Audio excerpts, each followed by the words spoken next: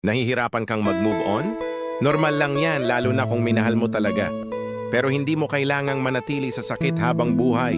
Una, tanggapin ang katotohanan, hindi mo na mababago ang nakaraan at masasakit lang kung ipipilit mo pang bumalik sa isang bagay na wala na. Iwasan mo rin ang pagbabalik sa lumang sugat. Tigilan na ang pag-stalk, pagbabasa ng lumang messages, at pagre-reminisce sa mga alaala. Hindi ka makaka-move forward kung palagi kang lumilingon sa nakaraan. Bigyan mo rin ng oras ang sarili mo. Okay lang umiyak at masaktan, pero huwag mong hayaang lamunin ka ng lungkot. Gamitin mo ang sakit bilang motivation para maging mas mabuti, mas matatag, at mas masaya kahit mag-isa.